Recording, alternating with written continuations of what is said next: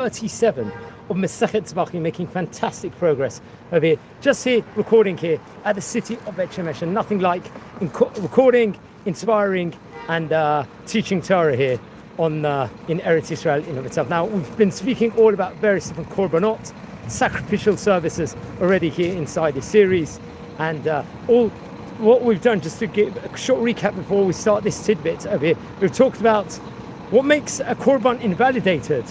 Can someone get punished if they validate korban, let's just say, intentionally or not, for one reason or another? I don't know why someone would want to do that or not. What were the different korbanot, first of all, sacrifices that were in the Bet HaMikdash? These are all important topics and pertaining very, very much greatly, because obviously we all pray that we're going to see the rebuilding of the third Bet HaMikdash, hopefully in due course. But we've spoken about many different aspects of these korbanot, the different science behind all of these things. We spoke about pigul. We talked about, remember, the korbanot, the sacrifices that were given inside the Bet HaMikdash all throughout different periods. There was, let's just say, in of itself, so much could be said within regards to it, that what was actually taking place at the time inside the Bet HaMikdash, what reason, what different korbanot there were, and so on and so forth. And that's something that we've been, let's say, exploring about already inside this series, pretty much here from the beginning. Well, friends, over here we are on page number 37. They're just getting ready inside the car to just go on a short journey, so I'll just state over the tidbits here inside the car over here, friends.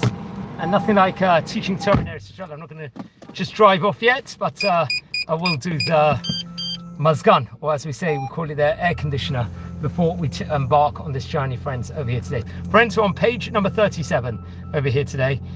What we're speaking about at the moment over here, as we continue using the excellent notes, I should say, of Rabbi Adin Steinsaltz already inside this series. So in today's page, friends, of the Gemara, we are speaking about over here, among the different sacrifices that have blood of the animal sacrifices in of itself, on the outer altar as part of sacrificial service, some of them require 4 placements of blood, as many as 4 placements of blood.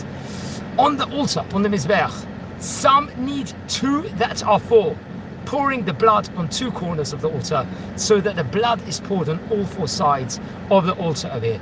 And some require only a single placement of blood. All of these laws, obviously, was explained in detail, especially in the 5th parak, the 5th chapter here of Masechet Zevachim, as we know, respectively. Now, in today's page of the Gemara, this page is going to bring a number of different laws, Jewish laws, halachot, as they say, with regards to sprinkling blood that we've spoken about before. One example is a teaching brought in a Braita in the name of great Rabbi Yehuda Hanasi, regarding what to do with the remainder of the blood after the sprinkling has been done. Let's say raising himself on the passage that appears in the case of a sin offering, let's say brought from fowl. This is actually called in of itself the chatat ha'of. Obviously, we learned this in Sefer Vayikra in chapter number 5, actually verse number 9 over there, which is, I think, the Parshat Vayikra, or possibly maybe at the start of Parshat Tzab, but I'll have to double check. The Rabbi Yehuda Nasi teaches that the blood of the other similar korbanot, let's just say, must also be poured into the drain of the base of the altar, also known as the Yisod HaMizbeach. That's also what it's called. That I'd recommend everyone to see different diagrams at the time of the Bet HaMikdash. There's some brilliant books out there that actually illustrate the different things. Now, this is the explanation actually of the Gemara as presented by the great commentator of name Rashi, and most of the other commentaries also is going to weigh in on this.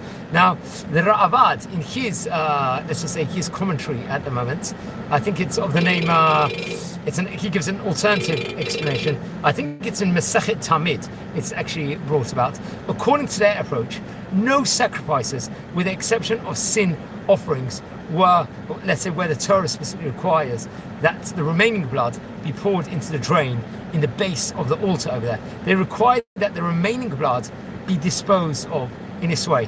Why is this? They believe that the Gemara uses the passage to teach that the sprinkling of the blood of these sacrifices, it must be done only in a place where the altar has a base to it. This is going to obviously naturally exclude the southeast corner of the altar, respectively. So it's very interesting.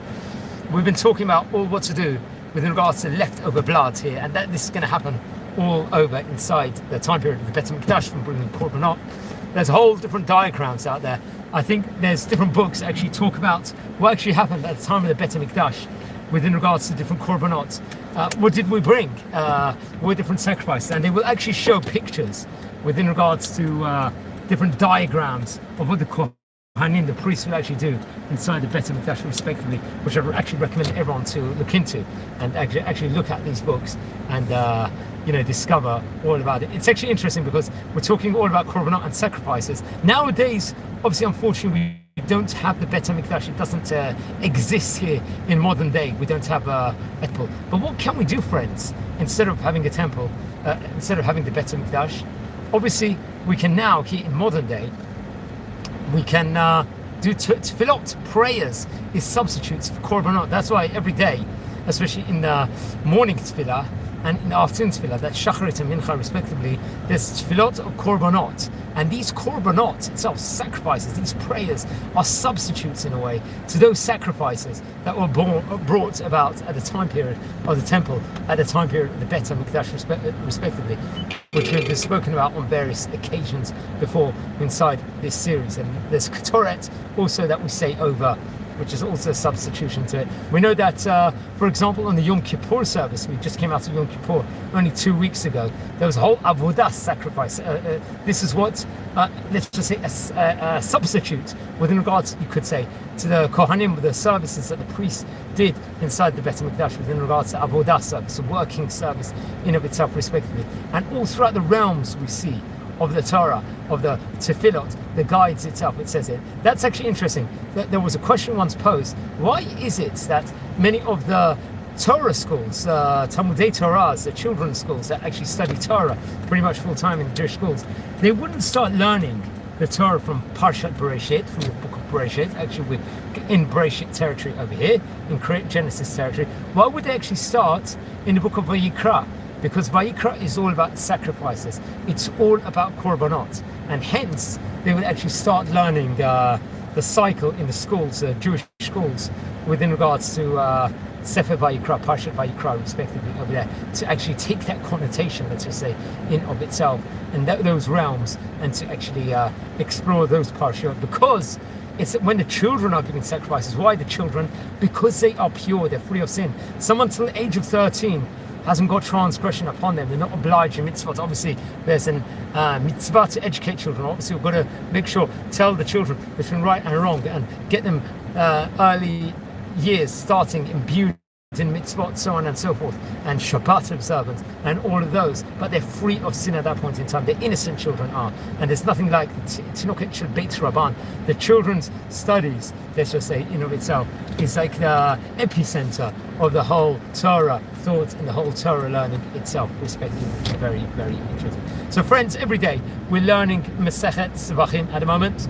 This already we're in the 36th installment of it, Daf Yomi. We're following the cycle of the Talmud, which everyone across the world is following at the moment. And thank God we're going through these. We've already covered more than 1,100 pages of Talmud since we started on Tractate Ketubot, which is a phenomenal achievement of it. So please, every day, watch the tidbits over here. We try and go to different places to record. We try and make it as exciting and as informative as possible over here. So please join our community. I'm recording this here in the city of Bet HaMikdash. Everyone also please subscribe to the channel wherever you're watching from and join our communities. We're going really from strength to strength at the moment, which is absolutely phenomenal.